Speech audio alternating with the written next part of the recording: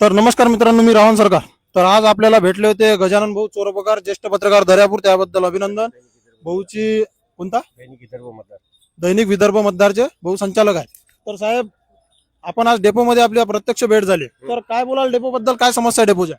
Depot बद्दलचे अगोदर जे काही या ठिकाणी प्रवासी वगैरे येतात त्यांच्यावर जे लहान मुली मोठ्या मुली याच्यावर जे काही शाळेमुळे मुलं जे वेगळ्या तऱ्हेने या ठिकाणी वागतात आणि त्या तऱ्हेची त्याच्यावर नजर असणे आवश्यक आहे. त्या ठिकाणी डेपो मॅनेजर यांना भाकर साहेब यांना बरेच वेळा कॅमेऱ्याबद्दलची आम्ही मागणी केली पत्रकार संघटनेनं.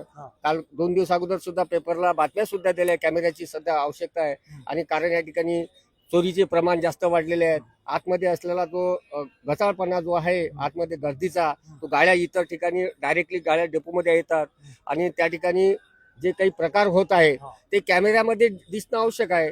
त्यासाठी आपण वरिष्ठ अधिकारी महाव्यवस्थापक आपले डीएम साहेब अमरावतीला सुद्धा अप्लिकेशन केलेले आहेत आणि त्यांना सुद्धा बरेच वेळा सांगितले, पण त्यांनी आपल्याला आश्वासन दिलं की 8 ते 4-5 दिवसामध्ये या ठिकाणी कॅमेऱ्याची व्यवस्था होईल. आणि पोलीस बंदोबस्त जे आहेत ते एक असल्यामुळे या ठिकाणी लेडीज आणि बाकी पोलीस कर्मचारी हे 2 ते 4 या ठिकाणी वाढवणं आवश्यक आहे.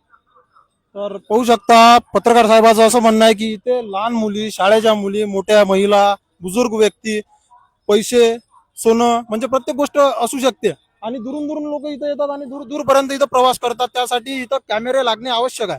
आणि कॅमेऱ्याची किती वेळ निवेदनही दिले असतील?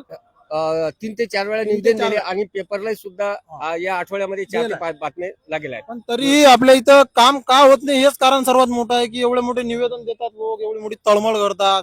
आता हा जीवनाचा प्रश्न आहे. इथं पाहू शकता तुम्ही, गर्दी पहा किती आहे तिथं, की खिशातला जर पैसा जरी काढला ना, सोनं जरी असं खिसकलं तरी माहित नाही पडत, एवढी गर्दी तिथं राहते. आणि 24 तास इथं गर्दी असतेच. आणि इथं पार्किंगची व्यवस्था काय वाटतं, काही बरोबर नाही आहे? गाड्या कुठे लावतात? हा, पार्किंगची व्यवस्था त्या ठिकाणी त्यांच्या नियमाप्रमाणे महाव्यवस्थापकच्या नियमाप्रमाणे एका साईडला असायला पाहिजे होती. डायरेक्टली कोणी येते त्या ठिकाणी गाडी लावल्या जाते. त्या ठिकाणी प्रवासी सुद्धा आजूबाजूला थांबल्या जातात. त्या पार्किंगमुळे सुद्धा या ठिकाणी अडचण होत आहे आणि गच्च गर्दी दिसत आहे.